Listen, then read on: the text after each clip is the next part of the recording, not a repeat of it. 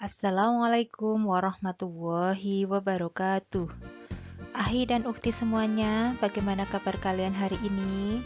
Semoga semuanya masih dalam keadaan sehat. Tetap semangat, walaupun kalian masih belajar dari rumah masing-masing. Baiklah, selamat bertemu kembali dengan Ustazah Ida pada pembelajaran tematik. Kali ini kita akan belajar tema yang keempat, yaitu globalisasi. Subtema yang ketiga, globalisasi dan cinta tanah air, pembelajaran 1 dan 2. Baiklah, kita awali dulu dengan melafalkan basmalah bersama-sama. Bismillahirrohmanirrohim. Muatan pelajaran dan materi hari ini. 1. Bahasa Indonesia mengenai menemukan informasi penting berdasarkan struktur teks eksplanasi. Yang kedua, IPA mengenai menjelaskan sumber energi alternatif penghasil energi listrik.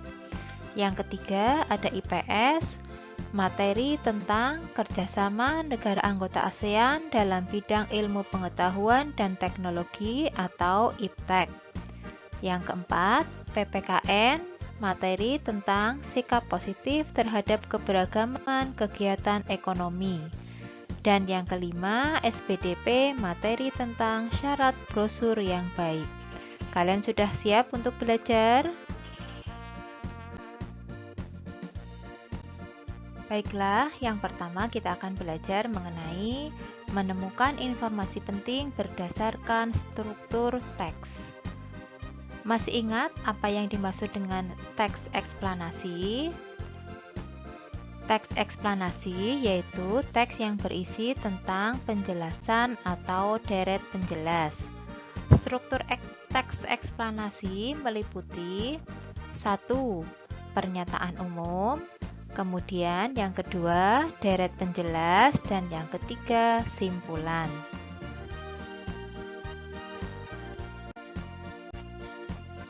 Struktur teks yang pertama yaitu pernyataan umum. Pernyataan umum ini memuat topik atau permasalahan yang dibahas dalam teks. Coba kalian perhatikan paragraf berikut ini. Manakah yang termasuk pernyataan umum? Pernyataan umum dalam paragraf berikut ini adalah kalimat yang tertulis atau tercetak berwarna merah. Perhatikan paragraf berikut ini. Kemajuan teknologi dan pendidikan di era globalisasi menjadi pemicu dalam pertukaran budaya di negara seluruh dunia. Kini kita dapat melihat dan mempelajari kebudayaan dari seluruh dunia hanya melalui media internet tanpa harus pergi ke luar negeri.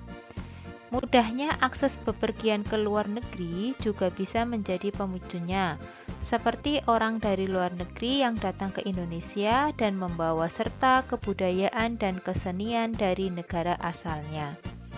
Coba kalian perhatikan paragraf yang Ustazah bacakan tadi. Manakah yang termasuk pernyataan umum? Iya, betul. Yang termasuk pernyataan umum adalah kalimat yang di awal paragraf yang dicetak dengan warna merah. Kalian sudah paham yang dimaksud dengan pernyataan umum dalam suatu teks? Struktur teks yang kedua yaitu deret penjelas. Deret penjelas berisi pernyataan pendukung, fakta, dan juga informasi-informasi yang mendukung topik utama. Kalian coba perhatikan paragraf berikut ini. Yang merupakan deret penjelas adalah kalimat yang kedua dalam paragraf berikut ini,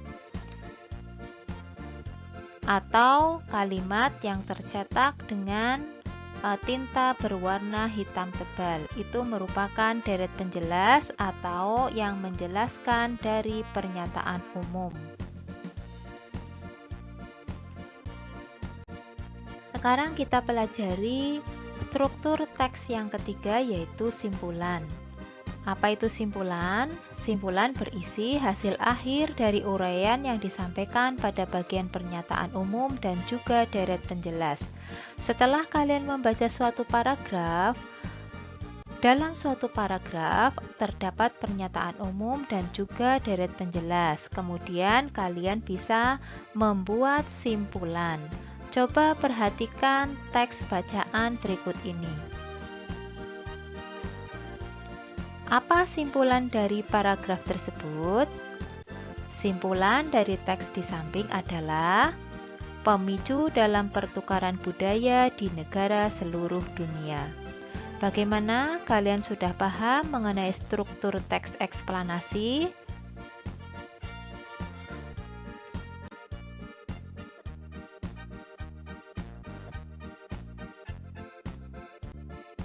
Selanjutnya, kita akan belajar mengenai sumber energi alternatif penghasil energi listrik.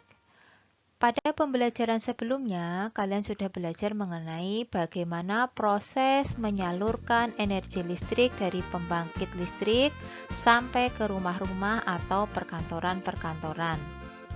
Ada yang masih ingat apa yang dimaksud dengan energi alternatif? Ya, hebat, betul, ada yang sudah bisa menjawab. Energi alternatif adalah energi yang berasal dari alam. Apa saja keuntungan jika kita menggunakan energi alternatif? Keuntungannya diantaranya lebih ramah lingkungan, kemudian bebas polusi, sumber energi ada di alam jumlahnya tak terbatas, kemudian memiliki jangka waktu habis yang lama. Itu merupakan keuntungan-keuntungan jika kita menggunakan energi alternatif. Selanjutnya, kita akan belajar mengenai contoh-contoh energi alternatif.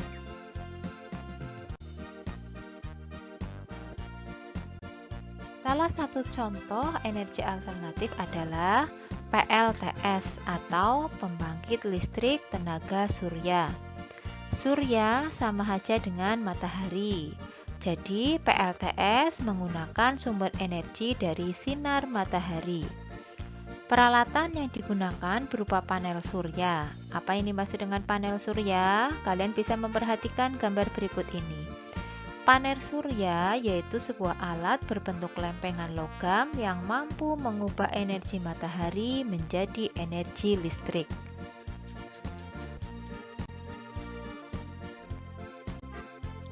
Baiklah, selanjutnya kita akan belajar mengenai kerjasama negara anggota ASEAN dalam bidang ilmu pengetahuan dan teknologi atau biasa disingkat IPTEK. Pada pembelajaran sebelumnya, kalian sudah belajar mengenai kerjasama negara anggota ASEAN dalam bidang budaya, sosial, kemudian politik. Apa tujuan kerjasama negara anggota ASEAN dalam bidang IPTEK?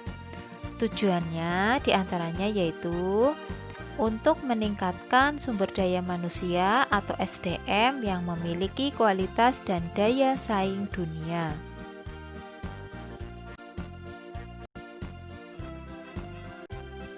Coba perhatikan contoh-contoh berikut ini, yaitu contoh kerjasama negara anggota ASEAN dalam bidang ilmu pengetahuan dan teknologi atau IPTEK. 1. Deklarasi penguatan kerjasama pendidikan yang dilaksanakan pada KTT atau Konferensi Tingkat Tinggi ASEAN ke-15 tahun 2009. Kemudian yang kedua, kerjasama yang bertujuan untuk meningkatkan jumlah tenaga ahli ASEAN. Dan yang ketiga, pertukaran pelajar antar negara ASEAN dalam program Study Mobility serta ASEAN University Network.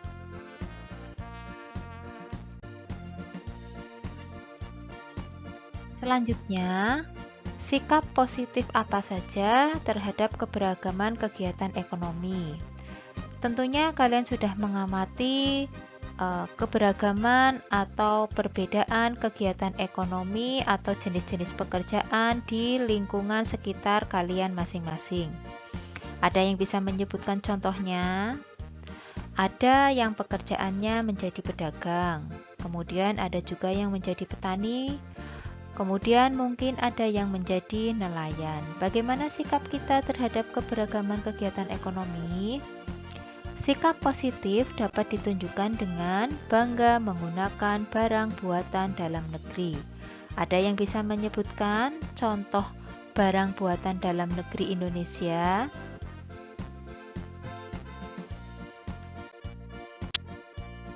Menggunakan barang buatan dalam negeri dapat meningkatkan perekonomian masyarakat sehingga mendorong pelaksanaan pembangunan nasional secara cepat. Kalian bisa menyebutkan contoh barang buatan dalam negeri? Ya, salah satunya adalah kain batik.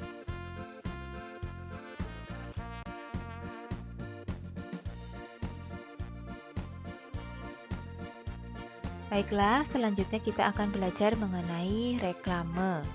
Salah satu contohnya adalah brosur. Bagaimana syarat brosur yang baik? Syarat brosur yang baik yang pertama, judul yang terdapat di dalam brosur berukuran besar dan mudah terbaca oleh pembaca. Kemudian, tulisan di dalam brosur jelas dan mudah terbaca oleh pembaca. Selanjutnya, bahasa yang digunakan dalam menyampaikan informasi mudah dipahami dan ingat. Kemudian, gambar yang ada di dalam brosur berkaitan dengan isi atau topik brosur.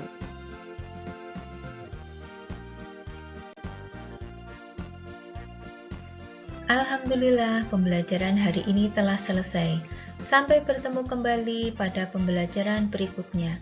Kita akhiri dengan membaca hamdalah bersama-sama.